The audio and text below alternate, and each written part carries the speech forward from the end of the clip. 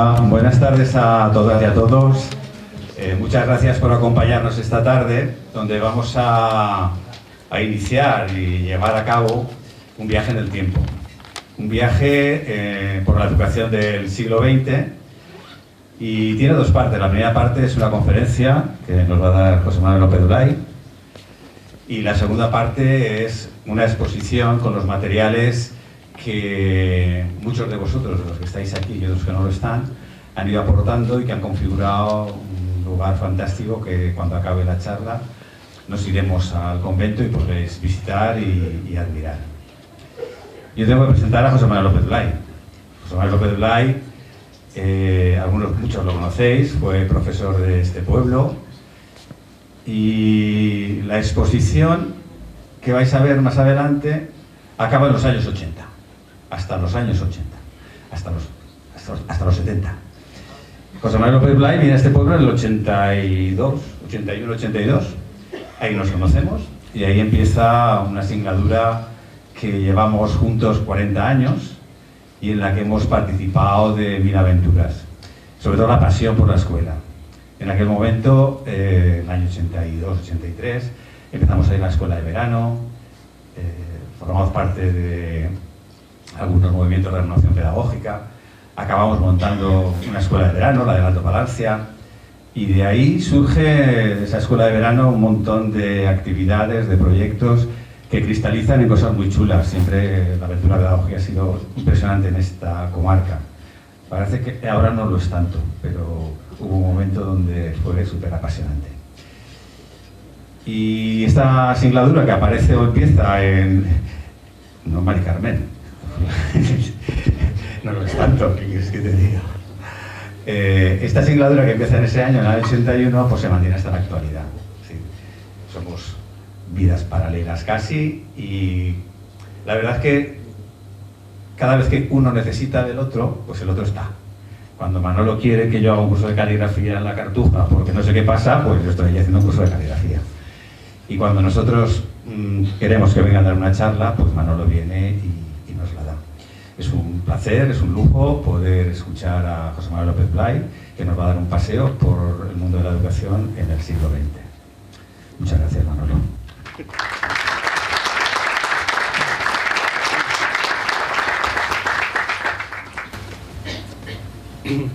Buenas tardes. En primer lugar, agradecer vuestra presencia. Es muy reconfortante ver tanta gente cuando el tema a tratar es la escuela, la educación. En primer lugar, también quisiera agradecer al Ayuntamiento de Viver y especialmente al concejal de Cultura, Vicente Ferrer, por esta invitación que me permite hacer una de las cosas que más me gusta, que es hablar de la historia de la escuela. Porque hablar de la historia de la escuela, al fin y al cabo, es hablar de la vida. Durante 38 años me dediqué a enseñar y ahora vivo en una casa que está muy cerca de la escuela de mi pueblo, de Altura. Recuerdo que durante ese periodo pastoso en el que estuvimos recluidos por la amenaza del bicho, una de las cosas que más echaba en falta era el jolgorio de la hora del recreo. Ese silencio me hacía pensar que la muerte estaba muy, muy próxima, que nos estaba amenazando.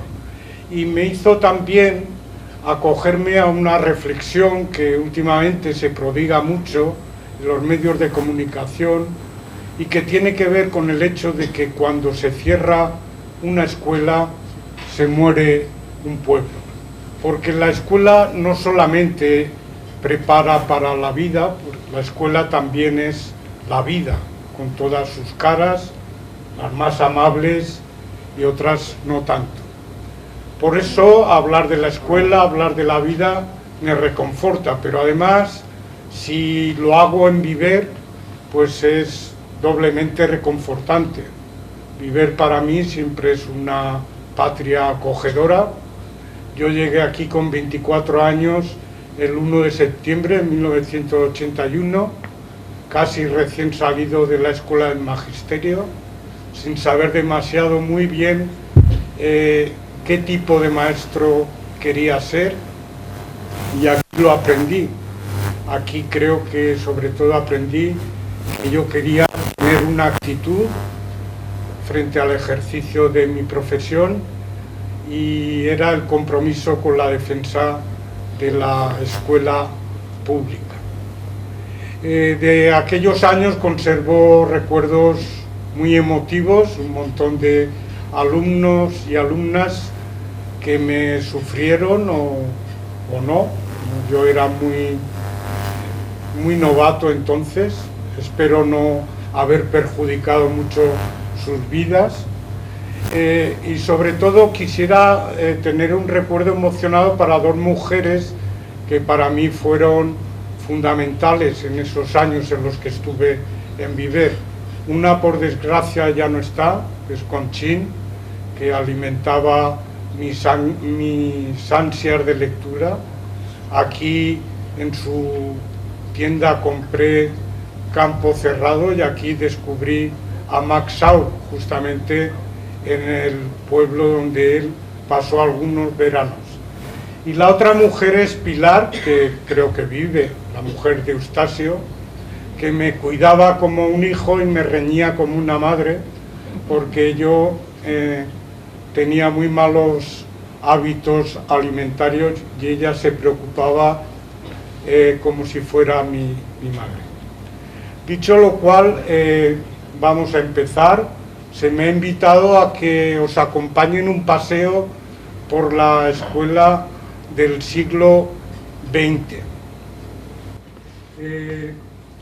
Yo había planteado en principio un paseo largo y placentero porque pensaba que disponía de más tiempo, pero luego los miembros de la organización me han dicho que no me enrolle mucho, entonces por la fórmula esta de velocidad, tiempo y espacio, pues tendremos que ir a una marcha más rápida, o la segunda opción es cuando nos cansemos paramos, y esto es un motivo para que me inviten en otro momento a dar la segunda parte de la charla. Sí que voy a intentar en la charla tener una mirada próxima. Yo no he investigado muy a fondo la escuela de Viver, pero sí que tengo algunos datos, y entonces voy a intentar aportar esos datos para que os resulte más próximo el tema del que hablo. Y desde luego, esto nunca lo escondo, lo voy a hacer desde un planteamiento que ha sido el que ha regido siempre mi conducta como trabajador de la enseñanza, que es la defensa de la escuela pública. Bien, empezamos. Hasta 1857 podemos decir que en España no había un sistema educativo como tal. Eso no quiere decir en absoluto que no hubiera escuelas.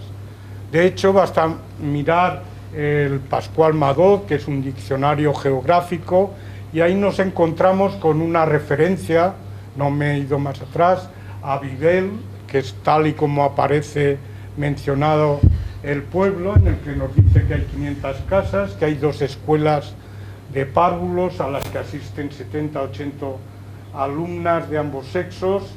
Hay una maestra que cobra 1.500 sueldos y un maestro que cobra 3.000. No digo nada, cada uno saca sus consecuencias.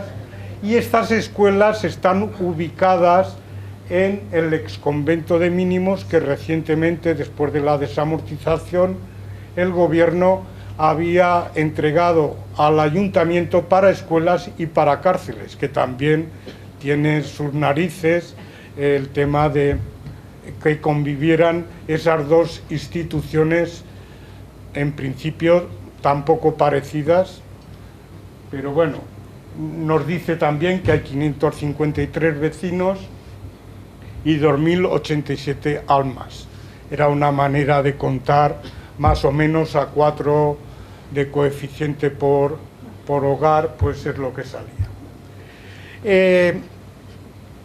En 1857 aparece un ministro de Fomento. Es de Fomento porque entonces todavía no hay Ministerio de Instrucción Pública, que será como se llamará posteriormente, un tal Claudio Moyano, que aprovecha el trabajo previo de su antecesor y, aprovechando una maniobra parlamentaria, que no hace falta entrar en detalles, consigue aprobar una ley que va a durar prácticamente hasta 1970, algo inaudito e irrepetible en este país. Y establece que en aquellos pueblos que tienen, en el artículo 100, aquellos pueblos que tienen 500 almas, pues tendrán que tener una escuela pública elemental de niñas y otra, aunque sea incompleta, de niños. Pero ¿qué ocurre? Ocurre que la ley Moyano obliga a los ayuntamientos a ser quienes financien el sueldo de los maestros. ¿Y qué ocurre? Que en el mundo rural ocurre pues que muchas veces los ayuntamientos, el pueblo en general y los ayuntamientos en particular, consideran que la educación no es una de sus prioridades. Incluso en algunos lugares todo el dinero que va destinado al pago de los honorarios de los maestros y maestras se considera un dinero que se sustrae a otras partidas mucho más interesantes. Y es el momento en el que aparece la famosa frase de que pasar más hambre que un maestro de escuela, porque en algunos pueblos se pagaba mal y tarde. Y de hecho he seleccionado una viñeta que dice que un día de hambres crueles se engulló 4 carteles. Era referido a uno de los maestros de aquella época. Hasta que a principios del siglo XX el ministro de, creo ya recordar, de Instrucción Pública, el conde Romanones, va a poner los sueldos de maestros y maestras bajo el amparo de los presupuestos generales del Estado. Y a partir de ese momento, aunque hay escalafones diferentes, pero por lo menos el sueldo lo tienen asegurado. Lo que sí que es cierto, y sí que me parece muy interesante señalar, es que el desastre del 98, ya sabéis, contra Estados Unidos, en Cuba y luego Filipinas, va a generar en el país un debate muy serio acerca del papel de la escuela. La España imperial o la ex España imperial no podía admitir que un país sin apenas historia como Estados Unidos nos hubiese sometido a una vergüenza tan grande. Y luego estuvo también, por otro lado, el tema de Filipinas. Y entonces aparecen una serie de intelectuales que dicen, Estados Unidos nos ha ganado, entre otras cosas, aparte de porque tienen un sentido patriótico más desarrollado que el nuestro, porque tienen una escuela mucho más eficaz. Y entonces en el país se produce un debate en el que un grupo de intelectuales acusan a la escuela elemental de ser la causante de ese estado de desidia que hay en el país, pero aparece otro grupo de intelectuales, ahí he marcado a 3, Joaquín Costa, Fernando Giner de los Ríos y luego Altamira, que piensan que la manera que va a tener España de salir de su estado de postración, sería a través de la escuela. Ese movimiento que se llama regeneracionismo y que tiene como cabeza visible a Joaquín Costa, viene a decir, en resumidas palabras, que España está enferma. Unos dicen que está enferma porque los españoles es un mal de raza. España no funciona porque los españoles somos así. Otros dicen que España está enferma porque el sistema político, recordamos que estamos en el turno pacífico, el caciquismo es perverso y es imposible que España funcione con ese sistema, y otros todavía más pesimistas que dicen que España está enferma porque está enferma la raza y está enferma la nación. Y entonces, ante esa situación, pues proponen soluciones. Joaquín Costa va a ser el que diga aquello. Dice, por un lado, escuela, despensa y 7 cerrojos al sepulcro del Cid, que traducido sería hay que invertir en educación, hay que invertir en agricultura y hay que olvidarse de la tradición, de ser un país tan rancio, etcétera, y abrirse un poco al futuro, aunque también dice que a España la única manera de que pueda salir adelante es con un cirujano de hierro que no le tiemble la mano, y ese cirujano va a aparecer en unos años. Otros piensan que la única manera que puede tener el país, ya que los políticos son unos corruptos, es que una élite de intelectuales se ponga al frente del gobierno y nos saque adelante.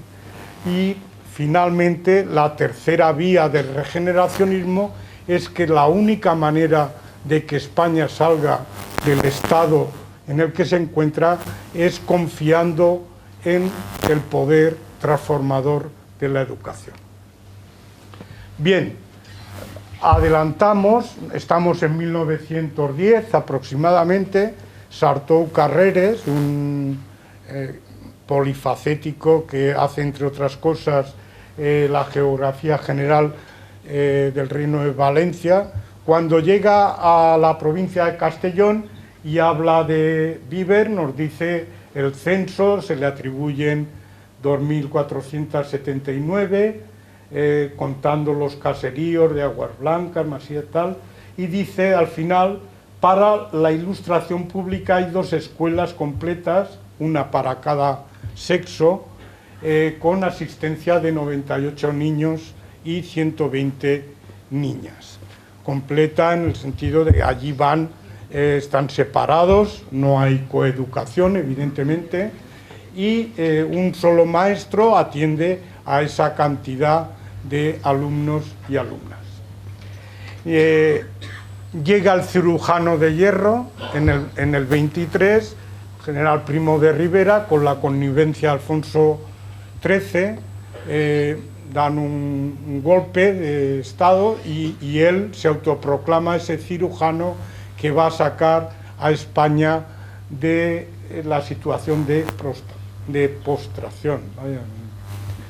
Cosas negativas del periodo que se ha estudiado muy poco o relativamente poco de la época de Primo de Rivera es el control ideológico, especialmente lo que tiene que ver con la religión, con la lengua y con la unidad de España. Cosas positivas, hay porque también era regeneracionista, hay un importante impulso a las construcciones escolares. En el año 1925 aparece en un anuario de la provincia de Castellón, Viver, Viver es, en aquel momento nos dice, numerosa y selecta colonia veraniega, es un pueblo que va creciendo, y cuando en el anuario enfocamos la página de Viver, nos dice que en las escuelas nacionales hay 2 maestros, Eduardo Guillén Martínez, don José Márquez Lasarte, y 2 maestras, doña Juana Cebrián Pérez y doña Manuela Ferrer Izquierdo. Y en la Masía de Parrela hay una maestra que se llama doña Dolores Barrachina Díaz. Estamos en el año 25.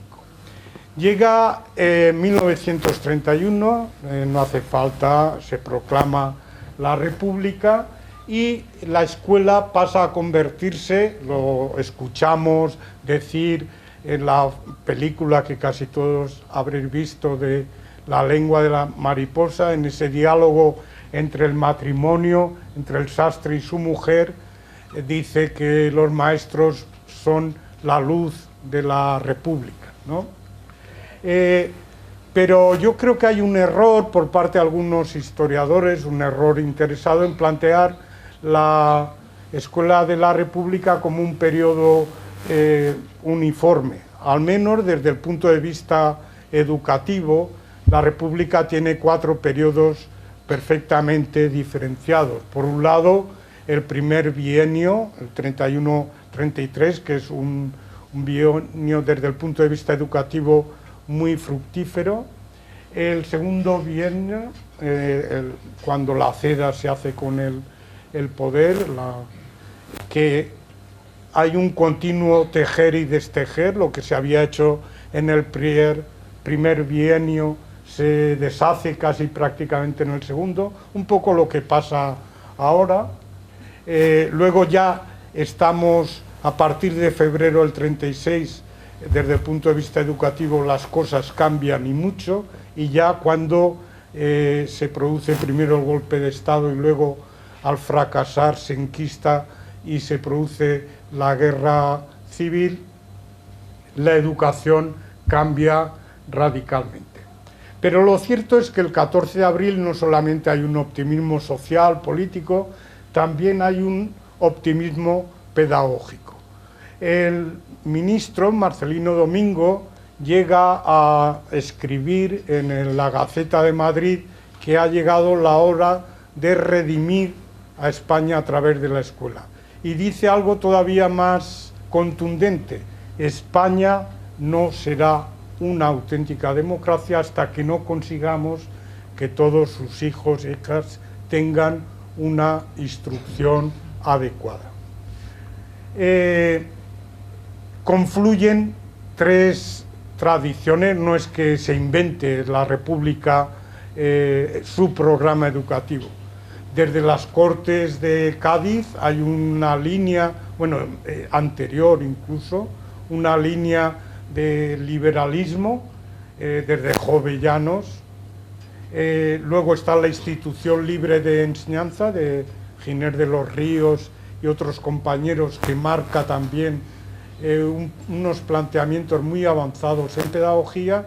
Y luego toda la corriente del socialismo pedagógico, que en el caso español su máximo representante es Lorenzo Luzuriaga, que es el tercer personaje.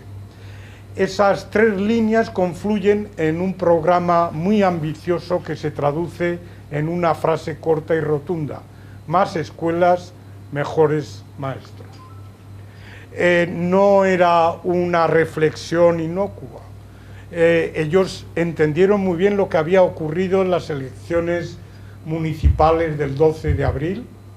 Los partidos, podríamos decir, republicanos, habían ganado en las ciudades, en las zonas urbanas, pero las zonas rurales seguían estando bajo el control de las fuerzas antirrepublicanas, un poco más conservadoras.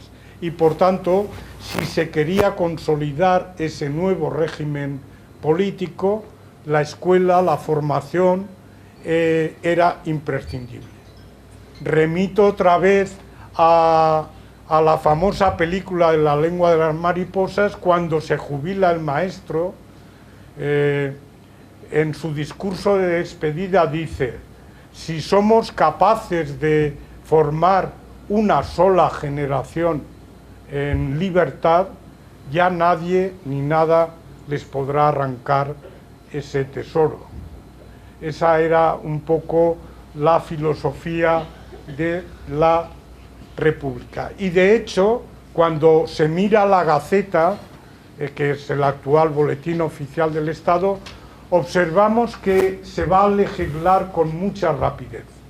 Apenas unos días después de la proclamación, 15 días después, se legisla sobre el bilingüismo en las escuelas.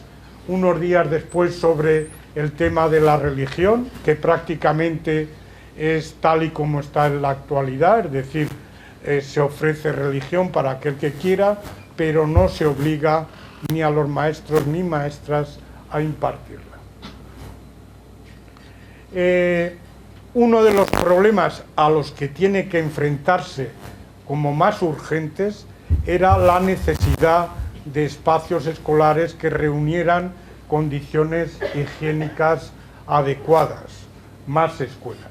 Cuando Marcelino Domingo se hace cargo del ministerio, se llega a la conclusión de que en España harían falta aproximadamente unas 27.000 escuelas. En el cómputo de aquel tiempo, cuando hablaban de escuelas, es lo que ahora entenderíamos por unidades escolares, no por edificios. Y entonces, bueno, Vicente me ha dejado esta magnífica fotografía de la escuela de Ragudo, aunque la escenografía ya es del nacionalcatolicismo, pero bueno, el aspecto podríamos decir que aún es aceptable, pero en el viaje que hace el periodista Luis Bello por toda España, bueno, a la Comunidad Valenciana no llegó o no escribió sobre ella, pero por el resto de España, que he publicado, se llama Viaje por las escuelas de España, llega a la conclusión de que hay pocas escuelas y muchas de ellas son más parecidas a establos que a locales destinados a la enseñanza. Entonces Marcelino Domingo y su gabinete ponen en marcha un ambicioso plan de construcciones escolares que se plantea en 5 años construir esas 27.000 escuelas que faltaban. Pero no es algo así que uno sale un día, se viene arriba y lo dice, sino que le pone cuantificación. Para conseguir ese dinero se emite deuda pública. Hemos de recordar que España, como toda Europa, venía de sufrir las consecuencias del crack del 29.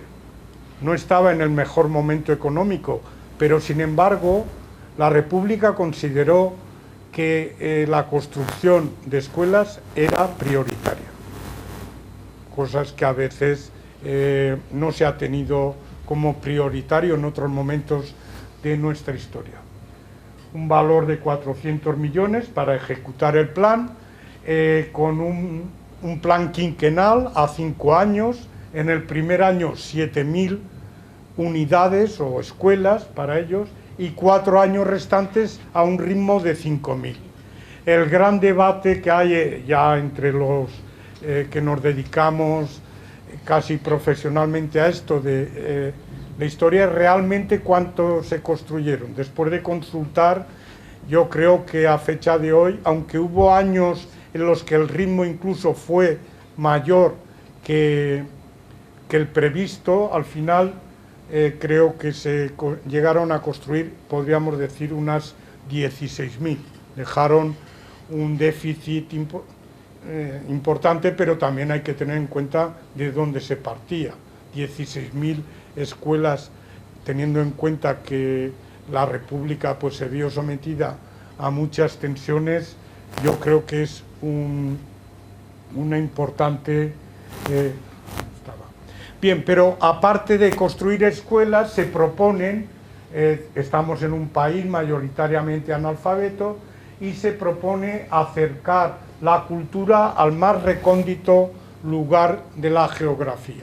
Se forma el patronato de las misiones pedagógicas, pues que acercan el teatro, las bibliotecas populares, las proyecciones fijas, el museo circulante, que me voy a fijar un poco en él porque tiene mucho que ver con Viver, y cursos para maestros. Todos hemos visto fotografías. Charlotte en aquel momento era el ídolo, imaginaos, en pueblos donde lo hemos visto en algún reportaje, los misioneros, porque en realidad eran misioneros laicos, llegaban con sus burros o sus mulos cargados con un cinematógrafo y ellos tal vez era la primera vez que veían el cine, lo de Charlotte les impresionaba. El museo circulante estuvo en nuestra comarca, primero estuvo en Segorbe, del 22 de marzo al 27 del 36, unos meses antes de la guerra, y después estuvo en Viver del 29 de marzo al 3 de abril. Y lo sabemos primero porque lo dice la página de los diarios de las misiones pedagógicas, pero lo sabemos también gracias a que una alumna escribió en su libreta de Pina el viaje que hicieron. Gracias al trabajo que ha hecho Alberto Herrero, hemos descubierto, o descubrimos hace años, una libreta de una niña de Pina, en la que nos dice que a primeros de este mes, está fechado el 21 de abril, es decir, a primeros de abril, fuimos 10 niñas de las mayores con la profesora a un pueblo que se llama Viver y está a 12 kilómetros de aquí, a ver una exposición de pinturas de Museo de Misiones Pedagógicas. Fuimos andando, tardamos 2 horas y media, comimos allí, vimos muchas cosas y volvimos en un camión. Pasamos un día feliz. La maestra era María Luisa Cuevas Yagüe, una pionera de la renovación pedagógica, que luego acabó dirigiendo la escuela para huérfanos de combatientes que se estableció en Benicàssim. Fue depurada por el franquismo al acabar la guerra. Y también por esa redacción sabemos lo que vieron las niñas de Pina y los niños y niñas de Viver. No lo vais, bueno, están marcados. El museo circulante era una reproducción a gran tamaño, casi tamaño natural, de obras del Museo del Prado, que evidentemente no las podían llevar de pueblo en pueblo, pero hicieron unas reproducciones a gran formato. Yo creo que incluso he leído que era el tamaño 1:1, y iba de pueblo en pueblo para que la gente pudiera admirar esas. ¿Cuáles fueron las obras que vieron y que estuvieron no sé dónde? Porque eso no lo he podido localizar en algún local de Viver expuestas durante 3-4 días. Pues fueron estas obras, que todas ellas del Museo del Prado, San Juanito, El sueño de José, bueno, una de las Meninas, etcétera, ¿vale?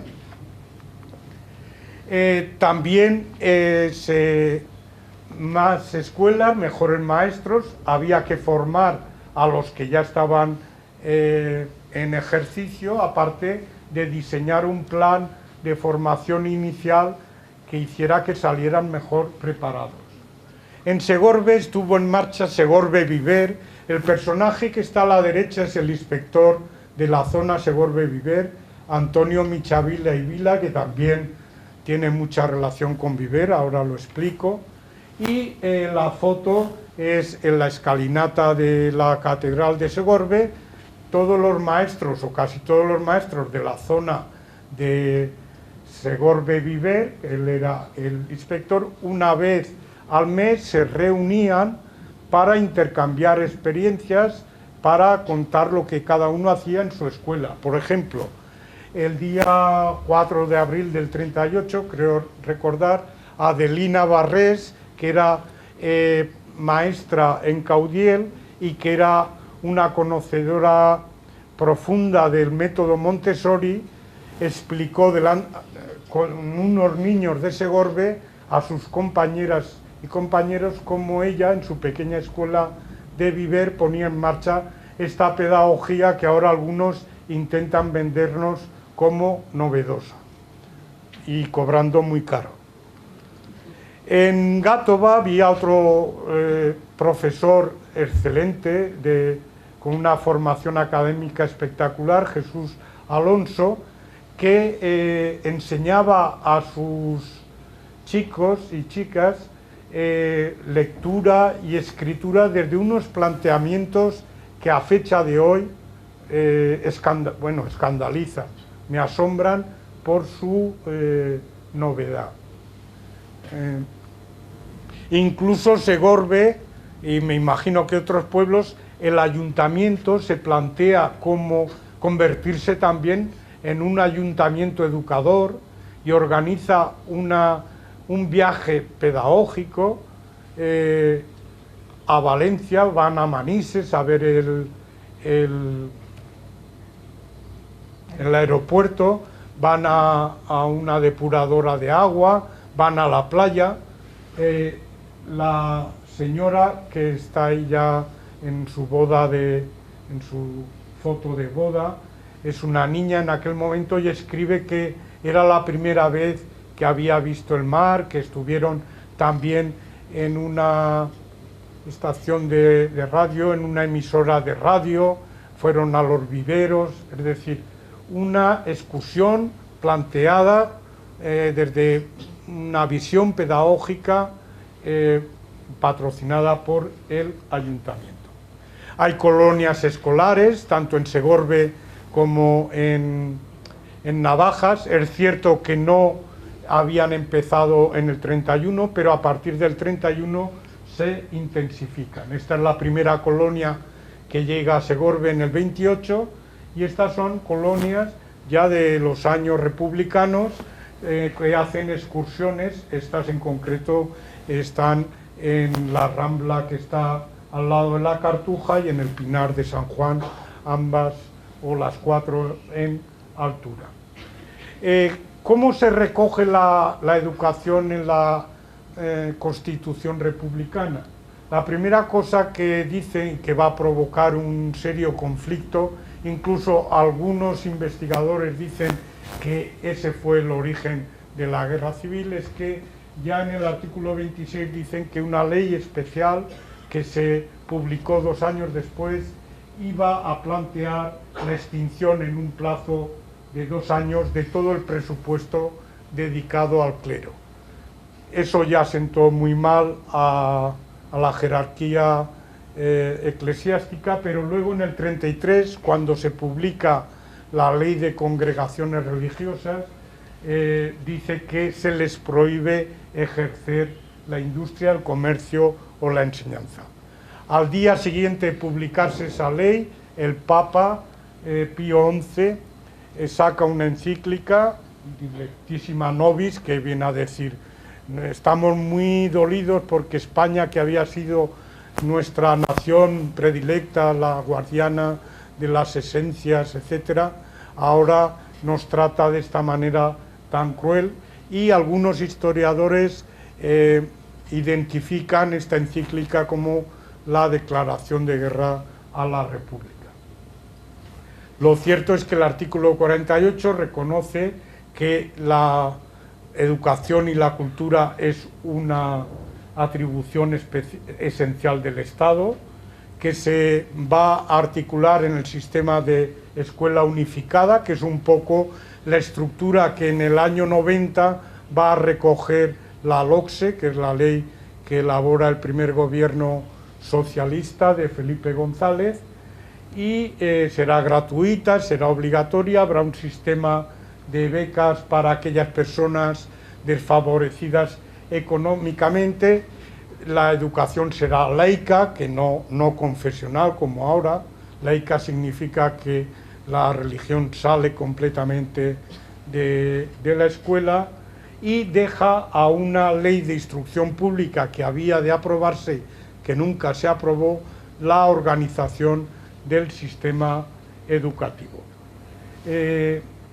Estalla la guerra y ya la escuela, en un bando y en otro, ya deja de ser lo que había sido hasta ese momento, y tanto en un bando como en otro se convierte en una herramienta más al servicio de la guerra. Es un arma también. En la España roja, por entendernos, el objetivo básico de la escuela, que cae el Ministerio de Instrucción Pública en manos de de Jesús Hernández, del Partido Comunista.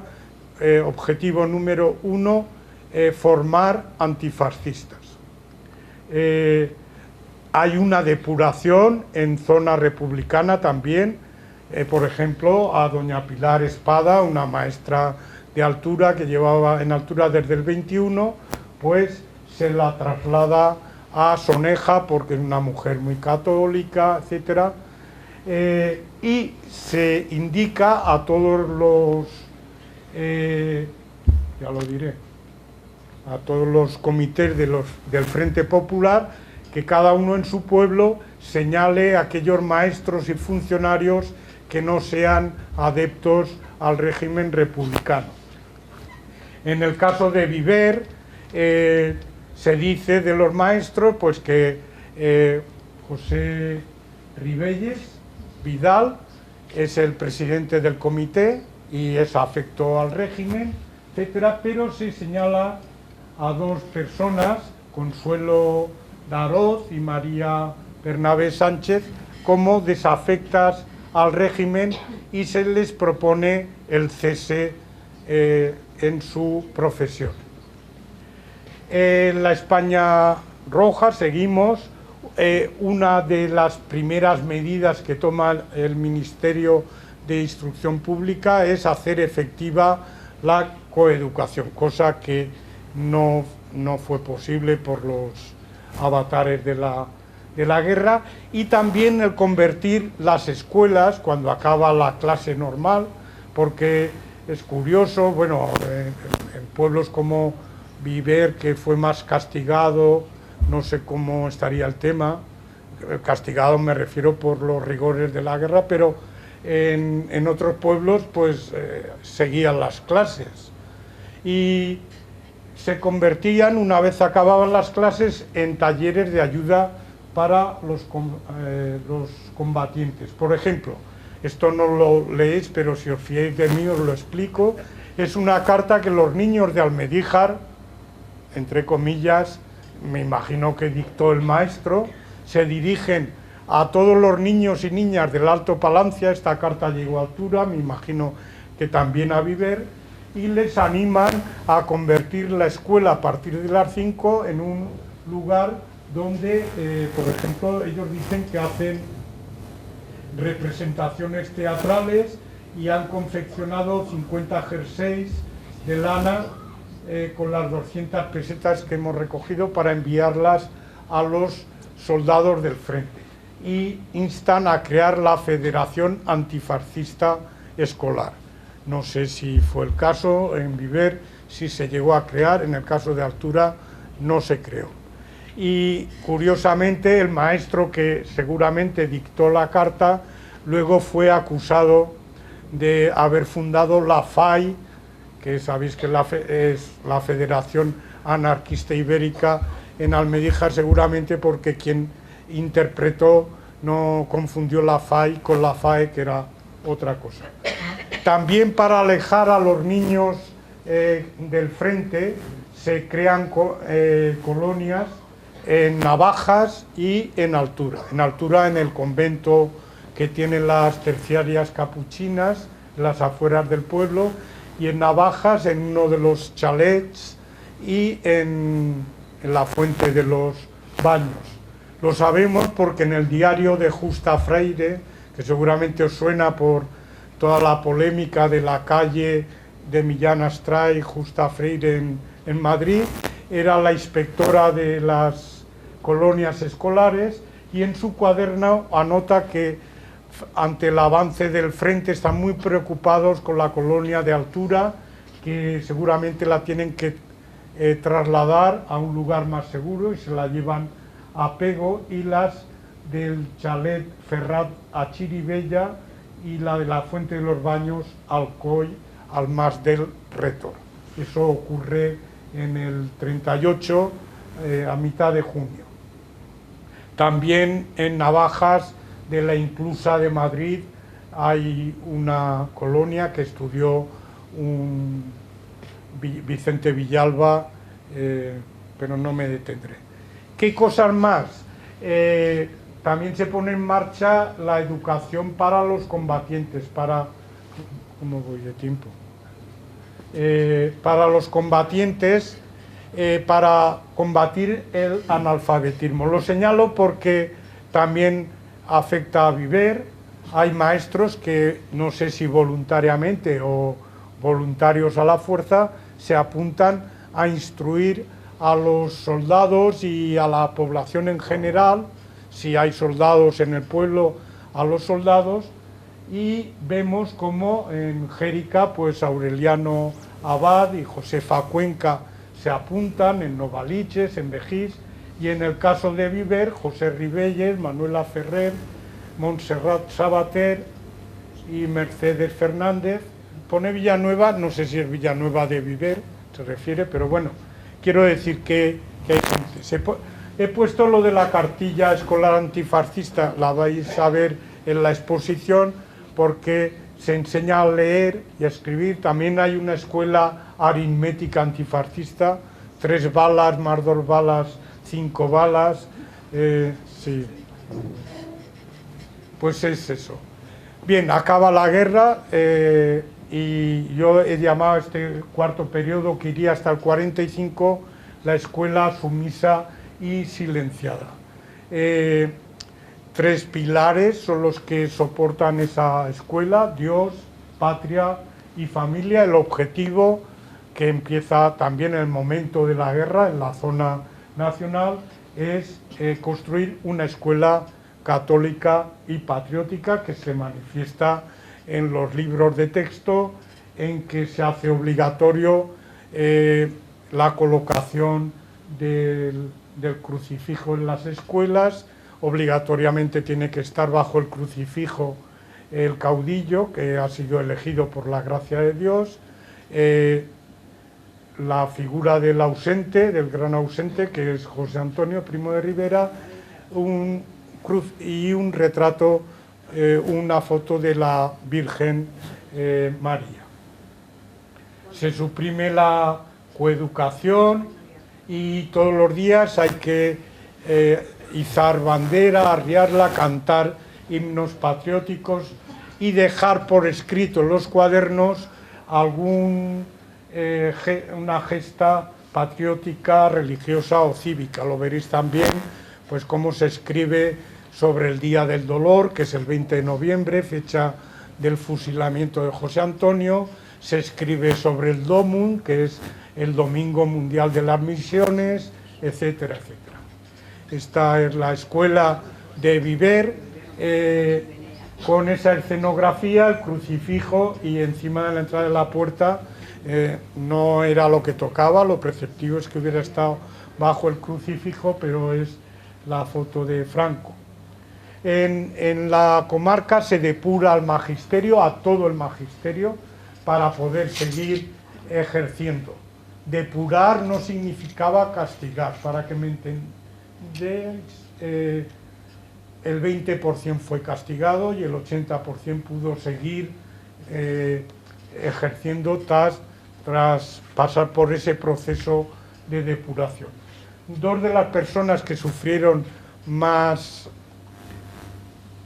dura la represión, porque fueron separados definitivamente del escalafón, fueron la suegra y el yerno. Julio Moya, que era maestro en Almedíjar y seguramente el responsable de ese escrito, y su suegra Consuelo Esteve. Esta es una foto en la que se le ve a él con alumnos. No os leo la de el pliego de cargos contra Esteve. Se dice que odiaba la religión, que tenía mala conducta moral, que tenía ideas socialistas y que se había señalado como roja durante la dominación marxista, porque su casa era el punto de reunión de los rojos, era la única que tenía radio en el pueblo y allí se acercaban todos, y sobre todo el día que murió en accidente de aviación Sanjurjo, salió al balcón y se alegró y dio vivas y tal. Y entonces, como consecuencia, se la separa definitivamente del servicio y se le da de baja en el escalafón, como a su yerno Julio Moya. Cuando consulto en el portal Pares los maestros de Viver, aparecen ahí. Yo creo que ninguno de ellos, de los que aparecen aquí, María Bernabé, Manuel Dabó, Mercedes Fernández, Manuela Azar, etc., no sufren un castigo. El que sí que sufre un castigo es José Reveller Vidal. Se le somete a un consejo de guerra sumarísimo, se le condena a muerte en primera instancia y luego se le conmuta por 30 años. No sé si acabó cumpliéndolos o no, pero eso es la investigación que realiza Víctor Villanueva sobre la depuración de maestros en Castellón. Son los únicos datos que me han aparecido. Yo no sé, yo tengo mis dudas de que sea él. En unos sitios me dicen que sí que es él, en otros dicen que es José Miralles, pero bueno, no lo sé. Su nieto lo corroborará. Bien, un personaje muy importante que también tiene que ver con Viver, este es el Antonio Michavila, el inspector de la zona. Es un señor que tuvo un desencuentro, siendo muy avanzado pedagógicamente, tiene un desencuentro con el gobierno republicano, está enfermo del hígado, se va a Manzanera el 10 de julio, pero el comité revolucionario de Segorbe va a buscarlo. Le dice que tiene que bajar a Segorbe porque quieren hablar con él. Él intuye que lo van a matar y cuando llega a Viver dice que sale me salvó providencialmente el presidente del comité de Viver, es decir, José Ribelles, que lo hizo bajar del coche que iba y con un coche propio del comité de Viver lo llevó a Segorbe y seguramente eso le salvó la vida. En otro momento de su declaración dice que pasó escondido en Viver, no sé dónde, en casa del médico don Germán Guillén, que era el médico de la columna de hierro y que lo protegió y estuvo allí como medio escondido. Eso le permitió salvar la vida. Como he dicho, aproximadamente un 20%, un 19%, más hombres que mujeres sufrieron algún tipo de sanción. Luego llegamos a 1945 y la escuela se convierte en una escuela nacional y católica. He puesto ahí pues el tipo de materiales que eran los más frecuentes. Primero enciclopedias, ahí quien tenía poder era Santiago Rodríguez, hasta que aparece el bestseller de la pedagogía española, que es la enciclopedia Pares, que vende millones y millones a lo largo de sus muchos años de existencia. Creo que empieza en el año 64 y pervive un montón de años, y sabéis que estaba primero el parvulito, primer grado, segundo grado, tercer grado, que los veréis también en la exposición. El nacionalcatolicismo se caracteriza porque la educación es confesional, es decir, es religiosa, se enseña la religión en la escuela, y la Iglesia, todos hemos vivido esa presencia del cura en la escuela, pues que venía a impartir doctrina o a decir que la película que pasaban en el cine no era recomendada para nosotros. Y además el nacionalcatolicismo se caracteriza por instaurar el principio de subsidiariedad del Estado. ¿Qué quiere decir eso? Que el Estado solamente construye escuelas cuando no llega la iniciativa privada, que en el mayor porcentaje está controlada por la Iglesia. Hay pocas escuelas privadas en el mundo rural. En el año 45, como digo, siendo ministro José Ibáñez Martín, de Teruel, se publica una ley que divide lo que es la educación primaria en 2 etapas, una de 6 a 10 años, de ahí la gente puede pasar al bachillerato, y luego otros pues que se quedan en la escuela y en cuanto pueden abandonan si sus padres los reclaman para trabajar, etc. Estos son ejemplos de esa época, pues los sábados por la mañana que teníamos clases los dedicábamos a copiar al trasluz la dominica, el evangelio del día siguiente, y de vez en cuando pues aparecían textos patrióticos, en este caso pues hablando del caudillo, José Antonio, de Santa Teresa de Jesús, de los héroes nacionales. También el tema del Domum, salíamos a pedir, a bautizar infieles, chinitos, ¿no?, que salían con las razas. Había una hucha para cada una de las razas. Esto es, por ejemplo, el Domum en Sot de Ferrer. El año 49 es importante, aunque no tiene que ver con la escuela, sí que tiene que ver con nuestra comarca. Se crea un bachillerato laboral, que es como un bachillerato de segunda clase, no es el bachillerato universitario de 7 años y al acabar el examen de estado, sino que este es un bachillerato pensado más para las zonas rurales. En el caso concreto de Segorbe, 4 años después, en el año 53, este año cumple 70 años, se pone en marcha el instituto laboral, que permite a muchos chicos y después chicas de la comarca estudiar, seguir estudiando bajo la perspectiva de ser una educación de modalidad agrícola ganadera en el caso de Segorbe. Este es el espacio, bueno, acabó siendo el espacio donde se construye, aunque al principio tuvo otros enclaves. Esto seguramente a algunos os resultará ya conocido, y esto es una práctica con tractor y pues podado, sulfatado, porque estaba pensado un poco para gente, capacitarla, aunque se dedicara después a la agricultura, la ganadería. Año 53, también muy importante, bueno, curioso, se firman los acuerdos con los americanos. Nosotros no habíamos sido beneficiados por el Plan Marshall, pero a cambio de poner una serie de bases en nuestro territorio, se nos concede mantequilla, leche en polvo y el queso. Aquí veis las latas de queso cheddar, la leche en polvo, que después acabó convirtiéndose en un botellín, y también mantequilla. Yo, de decir, a mi edad solamente probé la leche en polvo. Si tenéis más de 65, a lo mejor probasteis mantequilla y queso.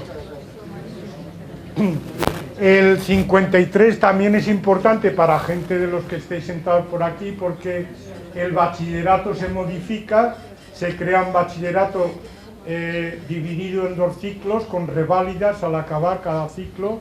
El bachillerato elemental, 4 años más reválida, el bachillerato superior, 2 años más reválida, y luego el curso preuniversitario para acceder a la universidad. Importante el año 55 también para nuestra comarca, porque el ministro de Trabajo, Girón, pone como su buque insignia la creación de universidades laborales. También mucha gente de las zonas rurales pues continuaron sus estudios superiores, bueno, el bachillerato y luego superiores, pues algunos en La Coruña, en Alcalá de Henares, en Tarragona, etc. Voy a saltarme algunos. Y ya entramos a partir del año 57 en la escuela tecnócrata. ¿Por qué escuela tecnócrata? El franquismo necesitaba legitimarse, ya se había acabado la Segunda Guerra Mundial, España empezaba a ser reconocida por la Santa Sede, habíamos firmado acuerdos con los americanos y el régimen necesitaba un lavado de cara. Se apartan los falangistas, lo que quedaba de monárquicos, y quien toma el poder es la gente procedente del Opus. El cerebro de esta operación es López Rodó, que su objetivo es modernizar España aplicando criterios de empresa privada, es decir, racionalidad, eficacia, eficiencia, y eso se ha de traducir en una necesidad de formación. ¿Cuál es el objetivo final? Se trata de obtener legitimidad, que no la tiene de origen porque se consigue a través de una victoria militar, conseguir la legitimidad a través de la creación de una clase media potente que haga de colchón. Es la época del SEAT, es la España del desarrollismo, que hay una serie de causas que explican que viviéramos una década prodigiosa en que España despegó espectacularmente. Por un lado, se da muchas facilidades a que inviertan las empresas extranjeras, el turismo empieza a llegar de forma masiva y por otro lado todos los emigrantes que habían tenido que salir por el plan de estabilización, Alemania, Bélgica, Inglaterra, empiezan a enviar sus ahorros, sus divisas, de manera que España se convierte en un país en vías de desarrollo. De hecho, se ponen en marcha varios planes de desarrollo. Eso tiene también sus consecuencias. Hay un cambio en la estructura social del país, hay movimientos migratorios, la España vaciada, se abandonan los pueblos y se va a las ciudades, y hay una explosión demográfica, el baby boom. Cuando la gente ve que tiene futuro, tiene hijos. Cuando ve que es complicado criar a los hijos, pues la natalidad baja. Pero eso exige una serie de necesidades educativas. Necesidad de técnicos formados, una mano de obra cualificada, aunque sea en lo básico, y una instrucción general básica que, unido a esa explosión demográfica, va a generar un déficit de infraestructuras muy importante. A eso se va a dedicar Manuel Lora Tamayo, que es uno de los últimos ministros del franquismo, pero sobre todo este hombre. Yo ya me he pasado, ¿verdad? Pues me voy a parar pero sí que quiero explicar la Ley General de Educación y me callo, ¿vale?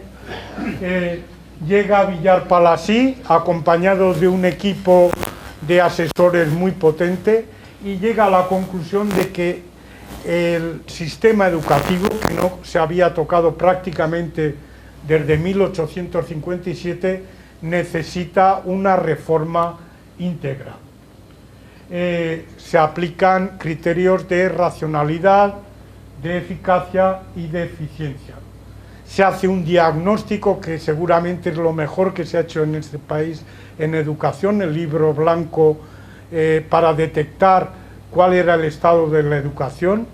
Cosa curiosa, estamos en el franquismo y el 80% de las páginas del libro blanco, si lo podéis conseguir en un libro de viejo, en libros de viejo, y esto os lo recomiendo, la lectura, es un análisis exhaustivo de cuáles eran las necesidades educativas de este país. Y se crea la Ley General de Educación, que se llama, conocida por Ley Villar Palasí. Hay tres leyes que tienen nombre del ministro, bueno, luego les han ido poniendo. Yo creo que si hay dos que tienen categoría para tener el nombre del ministro que las ideó, fue la Ley Moyano y la Ley Villar Palasí. Desde luego, ni la Ley Wert ni la Ley Celaá se la merecen. Esta fue el que creó el sistema que los que tenéis, sois más jóvenes que el que habla, pues habéis pasado por él, que es el jardín de infancia y párvulos que se quedaban fuera del sistema obligatorio. Está mal, si alguien me va a sacar datos, lo saqué de internet y está mal, pero no iba a rectificar. Había una primera etapa de GB, de primero a quinto, y luego una segunda etapa. Con el paso del tiempo se convirtieron en ciclos, primer ciclo, segundo ciclo, tercer ciclo. Si lo acababas bien te daban graduado escolar, si no un certificado de escolaridad. Con el graduado y nota alta ibas al bachillerato unificado polivalente, el BUP, y con nota baja te recomendaban ir a la FP. Y luego pues ya estaba el curso de orientación universitaria, el COU, que en principio tendría que haber sido eso y acabó siendo el cuarto curso de bachillerato. Nunca llegó a ser un curso de orientación universitaria. Y luego en la enseñanza universitaria se creó el tema de graduados, 3 años, licenciados 5, y luego el tercer nivel, que es el de doctorado. Pero sí que me voy a detener, y ya sí que prometo acabar, que la EGB estaba basada en 3 principios básicos. No voy a acabar porque tiene su cosa con Viver, hombre. Porque estaba basada en enseñanzas por áreas. Ya no nos servía la enciclopedia. Ahora, a partir de un determinado momento, cada área tenía su libro. Lo que cabía antes en un pequeño maletín, ahora ya empezaba a necesitar una mochila más grande.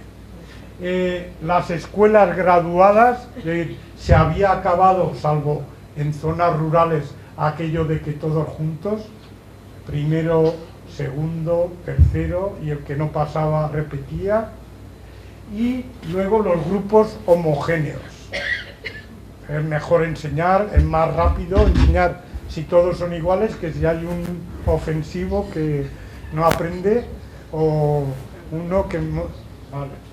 Consecuencias que tuvo para nuestra zona: colegios de concentración escolar, Viver, Jérica, Segorbe, desaparición de escuelas unitarias, en muchos pueblos empiezan a borrarse las escuelas, aparición de la escuela hogar en aquellos sitios donde desaparece la escuela, se les traslada de lunes a viernes por la tarde a una escuela hogar, donde además, ahí lo veis, yo cuando llegué aquí y entré en la clase, era el tutor de octavo, y vi a esas chicas y chicos ya más altos que yo con el babi, digo, pero ¿estos quiénes son? Y estos eran los de la escuela hogar, que también tenía narices que se les señalara con un babi para decir que no eran de oriundos. Este es el edificio de la escuela hogar, que no os voy a explicar dónde está ni cómo se construyó. Estas algunas de las fotos que hice cuando llegué a este pueblo en el 1 de octubre. Y esta era la siguiente etapa, que aquí está Pixie Dixie, que nos fuimos de excursión a Madrid pero bueno, esto será en otro día porque me he pasado. Me voy a pedir que me disculpéis, iba a llegar hasta el año 2000, imaginaos. O sea, así que nada, como también la exposición más o menos se detiene aquí, yo también me detengo aquí. Habían como 50 diapositivas más, pero lo dejamos para otro momento. Muchas gracias por la atención, y espero que ahora disfrutéis con esta exposición, en la que tanto Trini como yo pues nos sentimos muy satisfechos de haber podido participar, y para que la disfrutéis todos. Muchas gracias y hasta la próxima.